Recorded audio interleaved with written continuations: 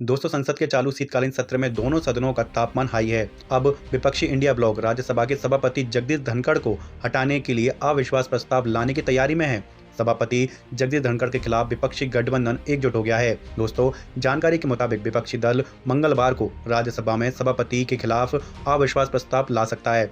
आपको बता दें कि सोमवार को राज्यसभा में जॉर्ज सोरोस के मुद्दे पर हंगामे के दौरान सभापति जगदीप धनखड़ के रुख को देखते हुए कांग्रेस उनके खिलाफ अविश्वास प्रस्ताव लाने की तैयारी में है। दोस्तों, सोमवार को जॉर्ज सोरोस के मुद्दे पर जिस तरह से राज्यसभा में हंगामा हुआ, उसे लेकर कांग्रेस और अन्य विपक्षी दलों के सदस्य सभापति जगदीप धनखड़ से नाराज बताए जा रहे हैं। लेकिन सवाल ये है कि जॉर्ज सोरोस का मुद्दा क्या है, आखिर कौन है जॉर्ज सोरोस, चलिए जानते हैं। लेकिन आगे जाने से पहले आप हमारी चैनल को सब्सक्राइब कर लें, क्योंकि यह आपके बहुत काम आएगा। दोस्तों, भारत में जॉर्ज सोरोस के नाम की चर्चा संसद तक हो रही है, तो इससे ये साबित होता है कि नाम साधारण नहीं है। भारत में इस नाम के पीछे जो शख्स है, उसकी पहचान के कई पहलू हैं। इनमें से एक पहलू मौजूदा प्रधानमंत्री नरेंद्र मोदी के विरोधी के तौर पर चर्चा में है। और हो भी क्यों नहीं, सोरोस खुलेआम भारत से भारतीय जनता पार्टी और नरेंद्र मोदी को सत्ता से बाहर करने की बात कर चुके हैं। दोस्तों, दुनिया के कई देश हैं जहां सोरोस को ऐसे शख्स के तौर पर देखा जाता है जिसने उन देशों की अर्थव्यवस्था को तबाह कर दिया और सरकारों को उखाड़ फेंका। दोस्तों, 1930 में बुडापेस्ट में एक समुद्री यहूदी परिवार में जन्मे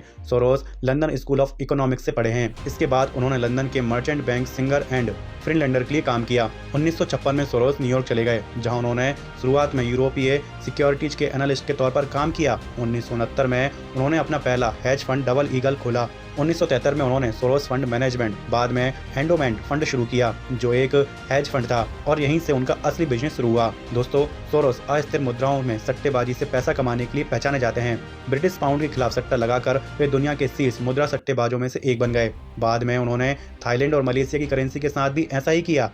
इन मुद्राओं पर सोरोस के हमलों को व्यक्तिगत लाभ के लिए पूरी अर्थव्यवस्था को अस्थिर करने के रूप में देखा गया, और यही सोरोस का असली बिजनेस है। दोस्तों, जॉर्ज सोरोस एक हेज फंड टाइकून हैं। उन्होंने अपने जीवन में सबसे ज्यादा पैसा बैंक ऑफ इंग्लैंड के खिलाफ दांव चलकर कमाया था। एक तरह से सोरोस ने इंग्लैंड को लगभग दिवालिया कर दिया था। 8.5 अरब डॉलर की कुल संपत्ति के साथ सोरोस ओपन सोसाइटी फाउंडेशन के संस्थापक हैं, जिसकी कुल संपत्ति 25 अरब डॉलर है।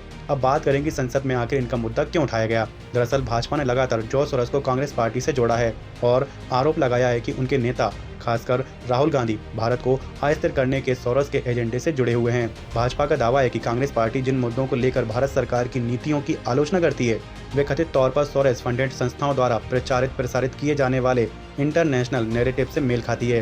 दोस्तों, राहुल गांधी को उच्च दर्जे का गद्दार करार देकर भाजपा ने घरेलू राजनीतिक असहमति को विदेशी हस्तक्षेप से जोड़ने की कोशिश की है और जॉर्ज सोरोस को इस कथित साजिश का एक प्रमुख खिलाड़ी बताया है। वैसे दोस्तों, आपको ये जानकारी कैसी लगी, कमेंट बॉक्स में जरूर बताएं। मिलते हैं किसी नेक्स्ट वीडियो में।